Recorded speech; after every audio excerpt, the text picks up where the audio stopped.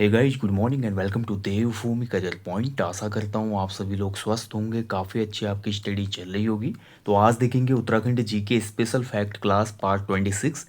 YouTube channel पे लगातार आपको स्पेशल फैक्ट क्लासेस उपलब्ध कराई जा रही हैं उत्तराखंड जीके और जीएस की। हिंदी की लगभग हो चुकी हैं, कुछ और क्लासेज हैं वो जल्दी ही आपको दी जाएंगी। बाकी जो भी बच्चे इस सीरीज को फॉलो कर रहे हैं ना, स्पेशल जीके फैक्ट क्लासेस, इसका बेनिफिट आपको आने वाले एग्ज़ाम के बाद ही पता चलेगा। इसलिए मैं बोलता हूँ इन क्लासेस को आप स्किप ना करें, ठीक है। बाकी देखिए, उत्तराखंड जीके रिवीजन महाकुंभ और हिंदी रिवीजन महाकुंभ में कुछ क्लासेस बची हुई है, जिसमें हिंदी में स्पेशल टॉपिक रहा है आपका अलंकार वाला, वो भी मैं करवा दूंगा, जिससे अलंकार को समझने में बहुत आसानी हो जाएगी आपको, ठीक है। बाकी Uttarakhand GK special fact classes अभी काफ़ी क्लासेस आपको मिलेंगे और साथ ही जीएस की क्लासेस भी आपको मिलेंगे, ठीक है। हिंदी की लिमिटेड क्लास ही हैं, उतनी ज़्यादा है नहीं, क्योंकि बाकी आपको पूरा मैंने रिवीजन कराया हिंदी का, हिंदी रिवीजन महाकुंभ क्लासेज में, उसमें आप देख सकते हैं। तो चलिए आज का सेशन शुरू करेंगे। बाकी एप्लीकेशन स्टोर पे आगामी यूके ट्रिपल एससी परीक्षाओं के लिए अगर आपको प्रैक्टिस सेट चाहिए तो इसके लिए प्रैक्टिस सेट मिल जाएंगे। 50 evergreen full length practice set bilingual है, ये आप ले सकते हैं। और इस 50 फुल लेंथ प्रैक्टिस सेट्स के साथ साथ आपको सब्जेक्ट वाइज 20 टेस्ट अलग से दिए गए हैं, करंट अफेयर्स के टेस्ट भी अलग से दिए गए हैं।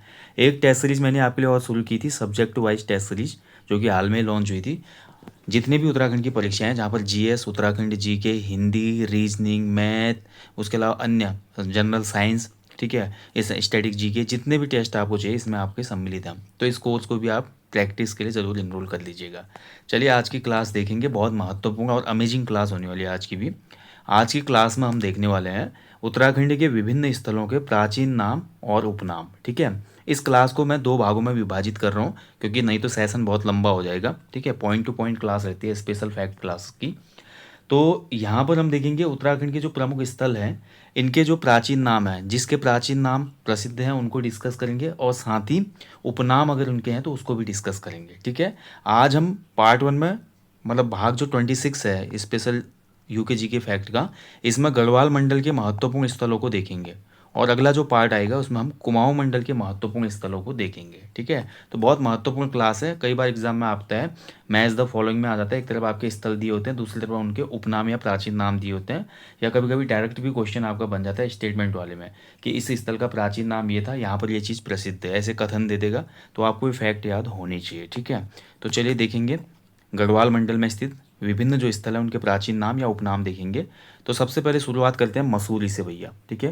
तो मसूरी जो है, मसूरी का उपनाम है, ठीक है, उपनाम। तो मसूरी को उपनाम दिया जाता है क्या?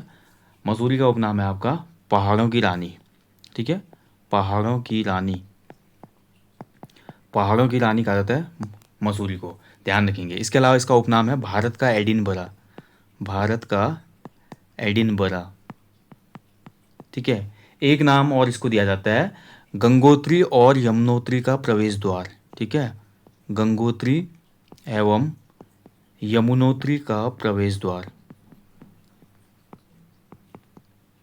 प्रवेश द्वार, ठीक है, ये भी कहा जाता है।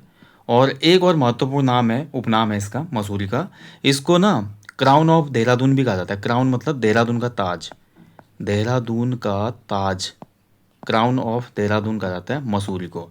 पहाड़ों की रानी यानी कि क्वीन ऑफ हिल्स, ऐसे देखिए जो हमारा चक्राता क्षेत्र है, चक्राता को पहाड़ों का राजा कहा जाता है, ठीक है, ये आपको ध्यान रखना है, ये भी देहरादून में ही है। चक्राता को पहाड़ों का राजा कहा जाता है, यानी कि किंग ऑफ हिल्स, और क्वीन ऑफ हिल्स हमारी मसूरी। तो मसूरी के उपनाम है, प्राचीन नाम हमको प्राप्त नहीं होते, ये उपनाम ही है मसूरी के, ये आपको याद रखना है, ठीक है। चलिए अगला जो स्थल है देखिए आपका पुरोला, पुरोला जो कि उत्तरकाशी में है, ठीक है, पुरोला। तो पुरोला का हमको मिलता है उपनाम मिलता है, ठीक है, प्राचीन नाम नहीं, उपनाम है, निक नेम। तो उपनाम क्या है इसका? लाल चावल की घाटी, सिराई घाटी है ना यहाँ पे, लाल चावल की घाटी कहा जाता है इसको, ठीक है। तो लाल चावल काफ़ी अच्छे होते हैं यहाँ पे। अगला देखिए माणा गांव। तो माणा गांव अगर आप देखेंगे दोस्तों, तो माणा गांव के, इसको, इसका प्राचीन नाम भी है और इसका उपनाम भी है, ठीक है, प्राचीन नाम और उपनाम। अगर माणा की मैं प्राचीन नाम की बात करूँ तो प्राचीन नाम है इसका आपका मणिभद्रपुरी, मणिभद्रपुरी कहा जाता है इसको, ठीक है। और उपनाम की मैं बात करूँ तो ये आपका क्या है? भारत का प्रथम गांव, भारत का प्रथम गांव, पहले ये अंतिम गांव था ना, इसको फिर भारत का प्रथम गांव बोला गया, ठीक है। तो ये माणा गांव का उपनाम है। चलिए अगला देखिए आपका बद्री का आश्रम। ठीक है, तो बद्री का आश्रम का देखिए आपका प्राचीन नाम भी आपको मिलेगा और उपनाम भी मिलेगा। इसका जो प्राचीन नाम है बद्री का आश्रम का, बद्रीनाथ क्षेत्र की बात हो रही है, तो इसको कहा जाता था बद्री वन। ठीक है, बद्री वन इसका प्राचीन नाम है। इसके अलावा इसका प्राचीन नाम है मुक्ति प्रदा। बद्रीनाथ को मुक्ति प्रदा कहा जाता है। इसके अलावा इसका अन्य नाम है योग सिद्धा, प्राचीन नाम योग सिद्धा। और इसको कहा जाता है आपका नर नारायण आश्रम भी कहा जाता है। नर और नारायण पर्वत के बीच में है ना ये, तो नर नारायण आश्रम इसका प्राचीन नाम हमको प्राप्त होता है। इसके अलावा इसका प्राचीन नाम एक और प्राप्त होता है हमको, भू बैकुंठ। ठीक है, भू बैकुंठ, यानी कि यही वो बैकुंठ धाम है भाई, जहाँ पर भूमि पर, जहाँ पर भगवान विष्णु साक्षात बैठे हुए हैं। ठीक है, भू बैकुंठ इसीलिए कहा जाता है बद्री का आश्रम को। और वहीं अगर हम बात करें इसके उपनाम की, तो उपनाम है इसका देखिए विशाल बद्री, इसको कहा जाता है विशाल बद्री। ठीक है, विशाल बद्री के साथ साथ ये उपनाम हो गए विशाल बद्री, और इसका एक उपनाम और है, इसको कहा जाता है आपका बद्रीनाथ तो है ही है, विशालपुरी भी कहा जाता है इसको, विशालपुरी। ठीक है, ये उपनाम हो गए। तो बहुत ध्यान से याद रखिएगा, प्राचीन नाम और उपनाम में डिफरेंस समझिएगा। ठीक है, चलिए अगला देखिए जोशीमठ। तो जोशीमठ की अगर हम बात करते हैं तो इसका केवल प्राचीन नाम हमको प्राप्त होता है, जोशीमठ का प्राचीन नाम। ठीक है, तो प्राचीन नाम इसका क्या था, योशी, योशी। ठीक है, और ज्योतिर्मठ भी इसको कहा जाता है, ज्योतिर्मठ। और आप सभी को पता होगा वर्तमान में भी अब जोशीमठ का नाम चेंज करके यही ज्योतिर्मठ नाम दिया गया है, इसको ध्यान रखेंगे। ठीक है, ज्योतिर्मठ, जोशीमठ का ही नया नाम है ज्योतिर्मठ। अगला देखिए औली, अपने शीतकालीन खेलों के लिए प्रसिद्ध औली। और औली जो है भैया देखिए आपका इसका उपनाम है। ठीक है, ठीक है, औली का उपनाम है संजीवनी शिखर, इसको कहा जाता है संजीवनी शिखर। ठीक है, और अपना हिम क्रीड़ा के लिए बहुत प्रसिद्ध स्थल है, ध्यान रखेंगे। मतलब बर्फ़ से संबंधित जो भी यहाँ पे स्केटिंग स्कीइंग वगैरह होती है ना, इसके लिए पॉपुलर है। ठीक है, तो हिम क्रीड़ा का कभी अगर पूछेगा, हिम क्रीड़ा के लिए प्रसिद्ध जो स्थल है वो औली है, चमोली का। नेक्स्ट देखिए आपका दूधातोली। ठीक है, दूधातोली। तो दूधातोली देखिए आपका दूधातोली पर्वत श्रृंखला बहुत महत्वपूर्ण है, दूधातोली पर्वत श्रृंखला। और दूधातोली पर्वत श्रृंखला से आप सभी को पता है 5 नदियों का उद्गम होता है। और इसका उपनाम जो है, ठीक है, इसका उपनाम है उत्तराखंड का पामीर कहा जाता है इसको, उत्तराखंड का पामीर। ठीक है, इसके अलावा दूधातोली का उपनाम है आपका दूध का कटोरा भी कहा जाता है इसको, दूध का कटोरा। ठीक है, चलिए 5 नदियाँ कौन कौन सी निकलती है दूधातोली से, आप कमेंट बॉक्स में कमेंट करेंगे। नेक्स्ट देखिए फूलों की घाटी। तो फूलों की घाटी इसका जो प्राचीन नाम है, देखिए प्राचीन नाम पे जाएंगे, इसके जो प्राचीन नाम है फूलों की घाटी के, प्राचीन नाम है इसका आपका नंद कानन।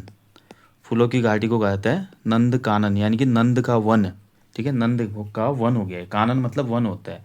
इसके अलावा इसको अलका भी कहा जाता है, अलका।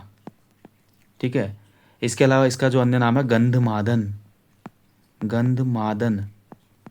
ठीक है, ये भी इसका उपनाम है। इसके अलावा इसके, माफ कीजिए, प्राचीन नाम है, ये फूलों की घाटी के प्राचीन नाम है नंदकानन, अलका और गंधमादन।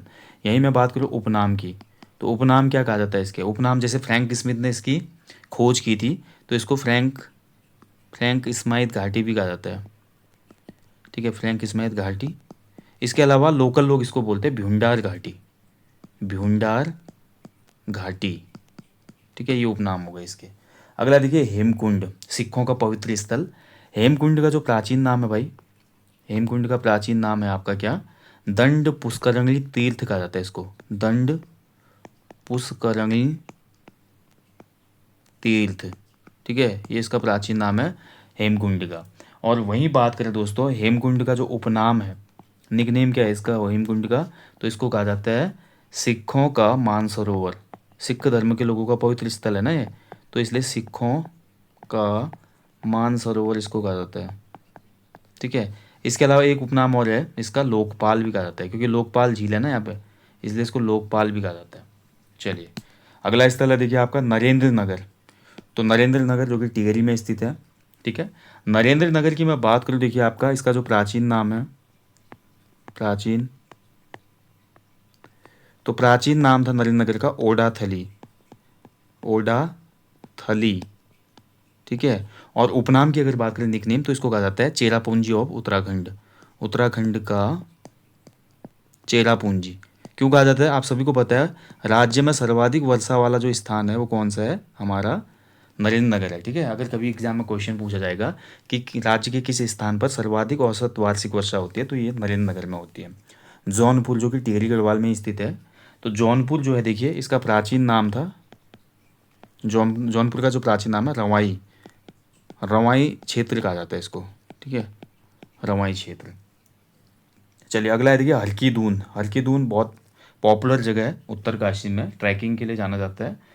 और हरकी दून जो है इसका भी जो प्राचीन नाम था वो रवाई क्षेत्र ही था। ठीक है, इसका भी सेम वही है, रवाई क्षेत्र इसको कहा जाता है, हरकी दून को। गुरसों बुग्याल, तो गुरसों बुग्याल जो कि चमोली में स्थित है।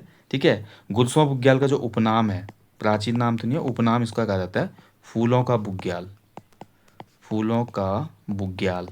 ठीक है, फूलों की घाटी अलग है, फूलों का बुग्याल अलग है। फूलों का बुग्याल किसको कहा जाता है, क्वेश्चन बनेगा कभी तो गुरसों बुग्याल को। चलिए अगला देखिए चौकी घाट। ठीक है, तो चौकी घाट, चौकी घाट जो है भाई इसी को हमारा क्या कहा जाता है, इसका प्राचीन नाम था क्या, कण्वा आश्रम। ठीक है, कण्वा आश्रम इसका प्राचीन नाम था। ठीक है, और ये महर्षि कर्ण थे यहाँ पे, आप सभी को पता है दुष्यंत और शकुंतला का प्रेम स्थल के रूप में भी जाना जाता है। और यहीं पर भरत का जन्म हुआ ऐसा बोला जाता है, जिसके नाम पर हमारे देश का नाम भारत पड़ा था।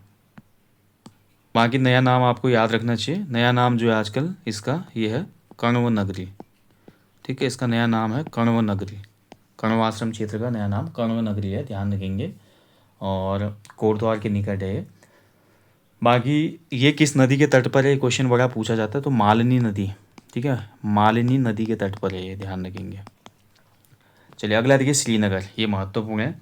श्रीनगर जो है भैया आपका, इसका जो प्राचीन नाम था श्रीनगर पौड़ी गढ़वाल, प्राचीन नाम ये उपनाम हो गया। तो श्रीनगर का प्राचीन नाम हमको मिलता है सुबाहुपुर। ठीक है, सुबाहुपुर, महाभारत काल में हम पढ़ते हैं ना, सुबाहुपुर राजधानी थी। इसके अलावा श्रीपुर। ठीक है, श्रीपुर, ये दो नाम मिलते हैं प्राचीन नाम श्रीनगर के। और उपनाम इसका कहा जाता है गढ़वाल की दिल्ली, क्योंकि परमार शासकों का बहुत लंबा समय यहाँ पे बीता, इसलिए इसको गढ़वाल की दिल्ली कहा जाता है। परमार शासकों की राजधानी भी रही ना, जब तक कि उत्तरवर्ती परमार शासन नहीं आ जाएगा, टिहरी रियासत फिर खिसकेंगे वो ब्रिटिशर्स के आने के बाद, तब तक श्रीनगर ही राजधानी रही थी। चलिए अगला है देखिए दुगड्डा। ठीक है, दुगड्डा यानी कि पौड़ी गढ़वाल की बात हो रही है। दुगड्डा जो था इसका प्राचीन नाम था, प्राचीन दुगड्डा का प्राचीन नाम था नाथोपुर। ठीक है, नाथोपुर। और नाथोपुर से आपको याद आया होगा यहीं पर हमारा चंद्रशेखर आज़ाद भी आए थे, भवानी सिंह रावत जी जो कि उनके साथी थे। इन जंगलों में, नाथोपुर के जंगलों में इन्होंने पिस्तौल चलाने की ट्रेनिंग भी की थी उसमें। ठीक है, अगला देखिए आराकोट जो कि आपका उत्तरकाशी में स्थित है। आराकोट को देखिए आपका कहा जाता है गिलगिट ऑफ उत्तराखंड। ठीक है, गिलगिट एक क्षेत्र है ना, गिलगित, तो गिलगिट ऑफ उत्तराखंड, गिलगिट ऑफ उत्तराखंड किसको कहा जाता है, आपका आराकोट का। नेक्स्ट देखिए नेलंग वैली, बहुत महत्वपूर्ण है, नेलंग घाटी। तो नेलंग घाटी का जो उपनाम है, नेलंग घाटी का उपनाम आपका निकनेम है आपका उत्तराखंड का लद्दाख, उत्तराखंड का लद्दाख इसको कहा जाता है। ठीक है, लद्दाख की जैसी सिमिलरिटीज़ मिलती है यहाँ पे। उसके अलावा इसको पहाड़ का रेगिस्तान भी कहा जाता है, पहाड़ का रेगिस्तान। यहाँ पे सूखे पहाड़ देखने को मिलेंगे आपको जैसे लद्दाख में। ठीक है, ये दो नाम है नीलंग घाटी के। चलिए अगला देखिए बहुत ही महत्वपूर्ण स्थल है भाई गढ़वाल क्षेत्र का, उत्तरकाशी। तो उत्तरकाशी इसका जो प्राचीन नाम है, उत्तरकाशी का प्राचीन नाम हमको प्राप्त होता है बाड़ाहाट, बाड़ाहाट, हाट का मतलब बाजार होता है। ठीक है, ये ध्यान रखेंगे, उत्तराखंड में जो भी क्षेत्र हैं जिनके नाम क्या गया हाट है, ये हाट, हाट का मतलब बाजार थी यहाँ पर कभी, मतलब बाजार लगती होगी, जैसे आज भी लगती है बहुत क्षेत्रों में हाट। तो जैसे बाड़ा हाट हो गया आपका, ठीक है, द्वारा हाट हो गया आपका, डीडी हाट हो गया आपका। ठीक है, और भी अभी मुझे याद नहीं आ रहे। तो हाट का मतलब बाजार। तो प्राचीन नाम उत्तरकाशी का बाड़ा हाट। इसके अलावा इसको रंगीलो बैराट भी कहा जाता है। ठीक है, रंगीलो बैराट, रंगीलो बैराट, ये भी इसका नाम मिलता है, ध्यान रखेंगे। और जो वेनसांग आया था चीनी यात्री, चीनी यात्री वेनसांग ने इसको शत्रुघ्न राज्य कहा था, शत्रुघ्न राज्य किसने कहा था, वेनसांग ने। हर्षवर्धन के टाइम पे आया था ना चीनी यात्री वेनसांग, उत्तराखंड की धरती पे भी पहुंचा वो। ब्रह्मपुर राज्य का उसने उल्लेख किया है, शत्रुघ्न राज्य का, स्त्री देश का उसने उल्लेख किया है, गोविशांग का उसने उल्लेख किया है ना। तो शत्रुघ्न राज्य संबोधित किया उत्तरकाशी क्षेत्र को वेनसांग ने। तो प्राचीन नाम हो गए। उत्तरकाशी के उपनाम की मैं बात करूँ तो निकनेम क्या क्या उत्तरकाशी के, इसको कहा जाता है सौम्य काशी। सौम्य काशी, जैसे हमारा काशी है बनारस वाराणसी, उसी के समान माना गया है इसको। उत्तर का काशी भी इसीलिए कहा जाता है इसको, उत्तर का काशी। ठीक है। और एक और महत्वपूर्ण नाम है गंगा जमुना का मायका। गंगा यमुना का मायका। ठीक है, उत्तरकाशी को कहा जाता है, उपनाम है। चलिए अगला देखिए मुखवा गांव। तो मुखवा गांव आप सभी को पता है, ये माँ गंगोत्री, जब हमारे गंगोत्री के कपाट बंद हो जाते हैं तो माँ गंगा का शीतकालीन आवास है मुखवा गांव उत्तरकाशी। तो इसको गंगा का मायका कहा जाता है। इसका उपनाम जो है, उपनाम है गंगा का मायका। ठीक है। चलिए अगला देखिए हर्षिल उत्तरकाशी। तो हर्षिल जो क्षेत्र है, हर्षिल का हमको प्राचीन नाम भी प्राप्त होता है। प्राचीन समय में हर्षिल को कहा जाता था हरशिला। ठीक है, क्या कहा जाता था, हरशिला। और वहीं बात करें हर्षिल का, अगर उपनाम की बात करूँ मैं, उपनाम जैसे कौसानी को कहा जाता है ना भारत का स्विट्जरलैंड, वैसे उत्तराखंड का स्विट्जरलैंड इसको कहा जाता है। उत्तराखंड का स्विट्जरलैंड, बहुत खूबसूरत है हर्षिल भी। ठीक है, भारत का स्विट्जरलैंड। चलिए अगला देखिए आपका तपोवन। उत्तराखंड में बहुत से तपोवन है।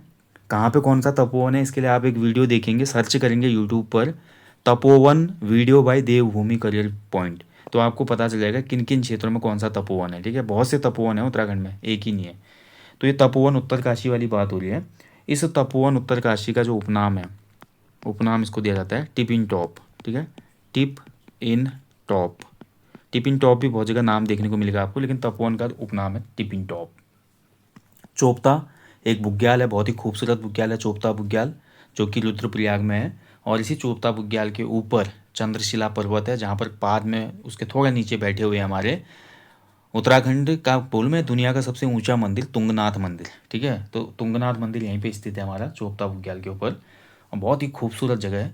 चोपता बुग्याल को कहा जाता है, उपनाम होगा इसका, उपनाम। ठीक है, इसको कहा जाता है उत्तराखंड का मिनी स्विट्जरलैंड। उत्तराखंड का मिनी स्विट्जरलैंड या गढ़वाल का स्विट्जरलैंड भी कहा जाता है इसको, स्विट्जरलैंड। ठीक है, या गढ़वाल का भी स्विट्जरलैंड, कहीं ना कहीं कहीं कहीं आपको देखने को मिलेगा गढ़वाल का स्विट्जरलैंड। ठीक है। चलिए अगला देखिए लाखा मंडल। तो लाखा मंडल यानी कि देहरादून की बात हो रही है। लाखा मंडल का जो प्राचीन नाम था, लाखा मंडल का प्राचीन नाम है लाक्षागृह। तो लाक्षागृह बनाया गया था ना यहाँ पे, ऐसा बोला जाता है पांडवों के लिए, पांडवों को जलाने के लिए, मारने के लिए लाक्षागृह बनाया गया था, ऐसा बोला जाता है। इसके अलावा मौर्य, इसका एक प्राचीन नाम और मिलता है हमको, मौर्य। वहीं लाखा मंडल का जो उपनाम प्राप्त होता है, उपनाम है इसका मूर्तियों का भंडार। बहुत सी मूर्तियाँ मिली ना यहाँ पे, तो मूर्तियों का भंडार कहा जाता है इसको राज्य में। ठीक है। नेक्स्ट देखिए आपका कालसी।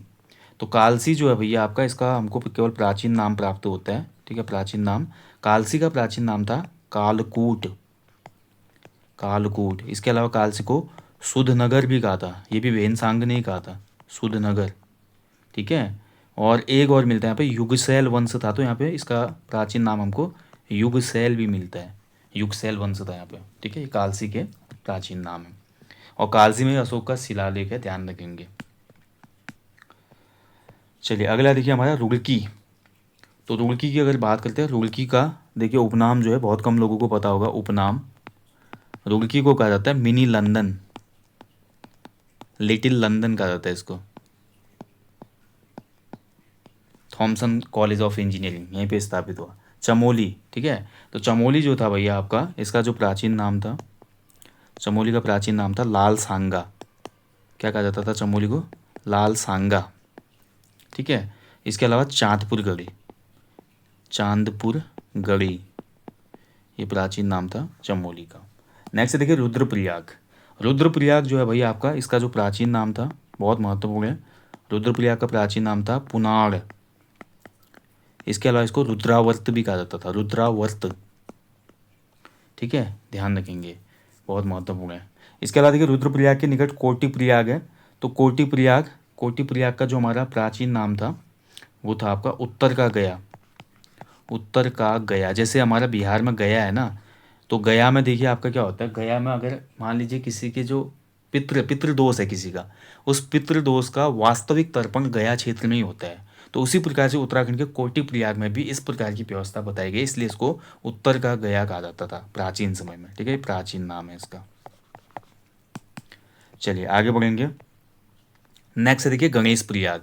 अब गणेश प्रयाग देखिए आपका भागीरथी और भिलंगना के संगम पर था ये, जो कि आज टिहरी डैम में डूब चुका है। पुरानी टिहरी में था गणेश प्रयाग। ठीक है, तो गणेश प्रयाग जो था इसका प्राचीन नाम अगर मैं बात करूं, गणेश प्रयाग के जो प्राचीन नाम था वो था आपका त्रिहरि।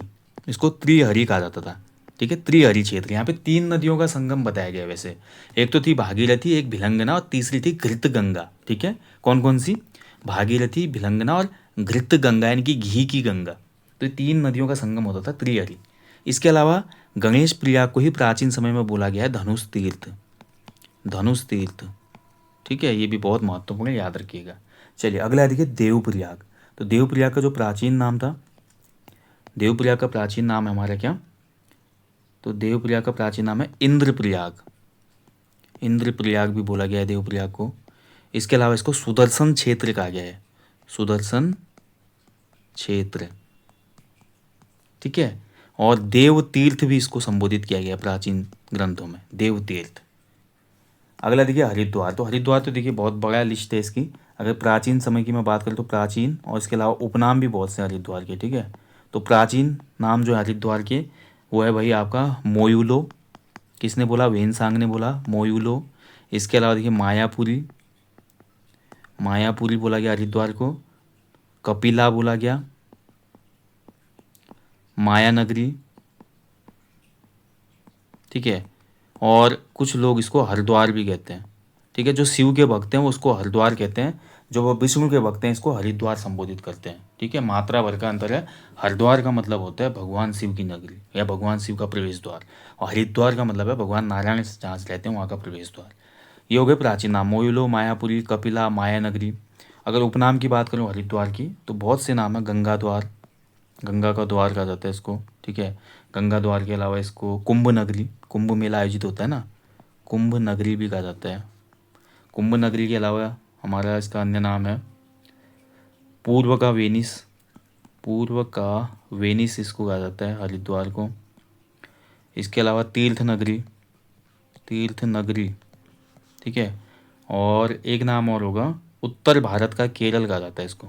उत्तर भारत का केरल भी हरिद्वार को कहा जाता है, ध्यान रखेंगे। चलिए अगला देखिए देहरादून। ठीक है, चलिए देहरादून को देखेंगे। तो देहरादून देखिए, इसके भी हमको देहरादून के प्राचीन नाम भी प्राप्त होते हैं और उपनाम भी प्राप्त होते हैं। प्राचीन की अगर मैं बात करूँ तो देहरादून के प्राचीन नाम, जैसे कि इसको कहा जाता है द्रोण नगरी। द्रोण नगरी इसका प्राचीन नाम है देहरादून का। और इसके अलावा शिव भूमि, शिव भूमि देहरादून को कहा जाता है। ठीक है, और एक नाम और है पृथ्वीपुर, जो कि पृथ्वीपति शाह के टाइम पर नाम मिला था इसको, पृथ्वीपुर।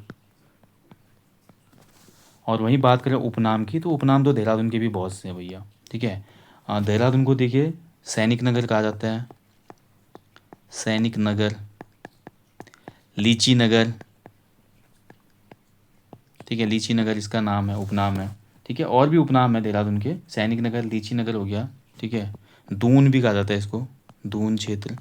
ठीक है, चलिए आगे बढ़ेंगे ऋषिकेश। ऋषिकेश के अगर उपनाम प्राचीन नाम की बात करेंगे पहले। ऋषिकेश का जो प्राचीन नाम है, तो ऋषिकेश का प्राचीन नाम हमको प्राप्त होता है कुब्जामरक, कुब्जामरक। ठीक है, कुब्जामरक के अलावा एक नाम और मिलता है हमको वीरभद्र, वीरभद्र। ठीक है, एक नाम और है यहाँ का द्रोणधारी, द्रोणधारी। द्रोण नगरी जो है देहरादून का, और द्रोणधारी जो है ऋषिकेश का प्राचीन नाम है। ठीक है, और वहीं बात करें ऋषिकेश का, अगर उपनाम की बात करें तो ऋषिकेश का उपनाम हमको मिलता है, इसको भी हमारा देखिए संत नगरी कहा जाता है, संतों की नगरी है भाई।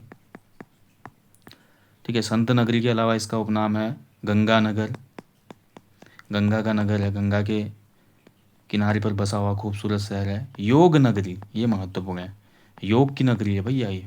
ठीक है, योग बहुत पॉपुलर हुआ ऋषिकेश। अगला क्षेत्र है देखिए कोटद्वार। कोटद्वार की बात करें, देखिए कोटद्वार का भी हमको प्राचीन नाम मिलता है। कोटद्वार के जो प्राचीन नाम है वो है आपके मोरध्वज, मोरध्वज। इसके अलावा खोहद्वार, ठीक है, खोह नदी बहती है ना यहाँ पे, खोहद्वार। इसके अलावा फूटदर भी कहा जाता है इसको, फूटदर, ठीक है, ये प्राचीन नाम है।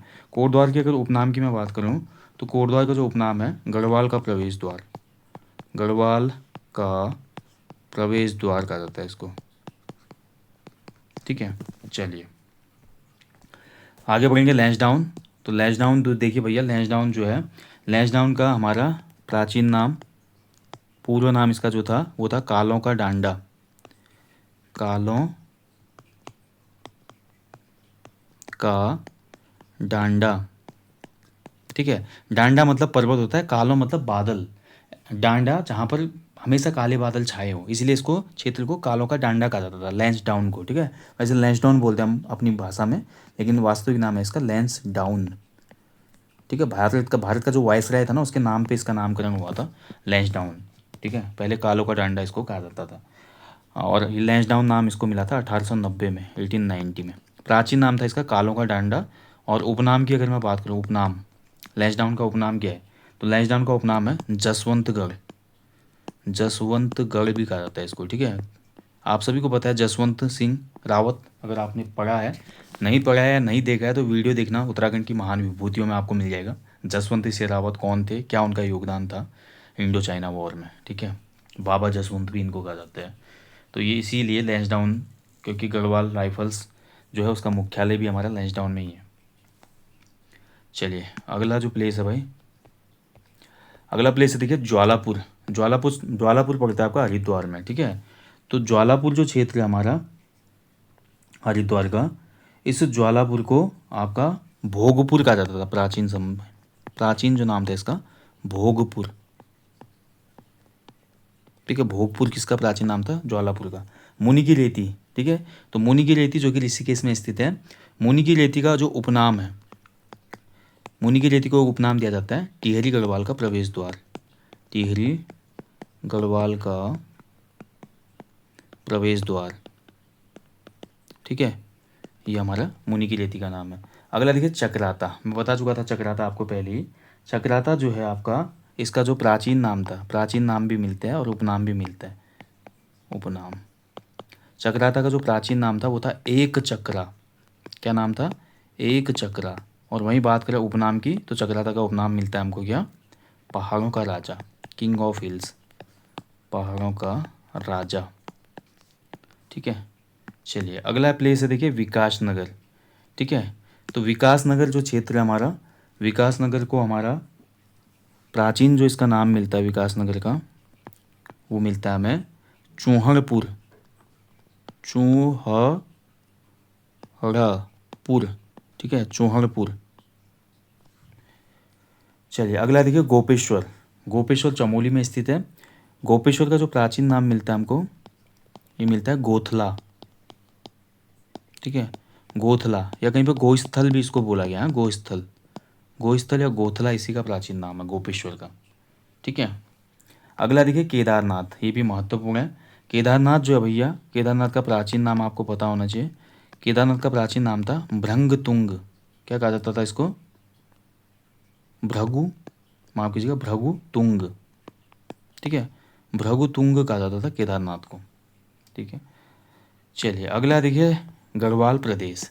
तो गढ़वाल प्रदेश के लिए जो प्राचीन नाम प्रयोग किया गया है, प्राचीन नाम गढ़वाल प्रदेश का हमको मिलता है क्या, केदारखंड, केदारखंड, ठीक है। चलिए तो दोस्तों ये था आज उत्तराखंड में स्थित जो स्थल हैं उनके प्राचीन नाम और उपनाम, इसका आज भाग 1 है, 2 वीडियो आएंगी इसकी। ये पहली वीडियो कंप्लीट हो गई जिसमें हमने गढ़वाल मंडल में स्थित जो महत्वपूर्ण क्षेत्र थे उनके प्राचीन नाम भी देखे, उपनाम भी देखे। नेक्स्ट पार्ट में हम देखेंगे कुमाऊं क्षेत्र में स्थित जो महत्वपूर्ण स्थल हैं उनके प्राचीन नाम और उपनाम, ठीक है। यहीं पे सेशन को समाप्त करते हैं। हमेशा की तरह बोलूँगा अपने जीवन में एक वृक्ष अवश्य लगाएं और लोगों को भी इसके लिए अवेयर करें। बाकी दोस्तों अगर कोई फैक्ट रह गया हो तो आप कमेंट बॉक्स में कमेंट कर सकते हैं। और ध्यान रखेंगे दोस्तों, अगर किसी भी चीज़ अगर किसी भी मतलब बोल सकता हूँ कि यहाँ पे जो भी मैंने आपको नाम कराए, उपनाम कराए, प्राचीन नाम कराए, आपको अगर डाउट होता है, कुछ भी अगर आपका कंसर्न है, तो कमेंट बॉक्स में अपना फीडबैक अवश्य दीजिएगा, ठीक है। चलिए बाकी मिलते हैं जल्दी नेक्स्ट सेशन में। अच्छे से अपनी स्टडी करें दोस्तों, अपनी कंटिन्यूटी को ब्रेक ना होने दें। मैं हमेशा बोलता हूँ एग्ज़ाम तो होना ही है, एग्ज़ाम थोड़ा डिले होगा, विज्ञप्ति आने में डिले होगा, लेकिन उसके बाद जब धड़ाधड़ एग्ज़ाम होगा और आपकी तैयारी कम होगी, सिलेबस पूरा नहीं होगा, रिवीजन करने का टाइम नहीं होगा, तब आपको इस समय की उपयोगिता पता चलेगी। इसलिए अभी का समय जो है, बच्चे सोच रहे हैं बस क्या होगा क्या होगा, इस समय में ज़्यादा जोर नहीं लगा रहे हैं। यही समय होता है, असली समय यही है जहाँ पे आप बेफिक्र होकर पढ़ सकते हैं, क्योंकि अभी एग्ज़ाम का पता नहीं है। कम से कम सिलेबस पूरा खत्म करो और एग्ज़ाम तक 2-3 बार रिवीजन कर डालो पूरे सिलेबस का, और साथ ही पुराने paper, full length practice set, mock test ज़्यादा से ज़्यादा लगाओ, ठीक है। यही सफलता पाने का एक अचूक स्ट्रेटजी है वन डे एग्ज़ाम्स के लिए। Thank you for watching. जय हिंद, जय देवभूमि।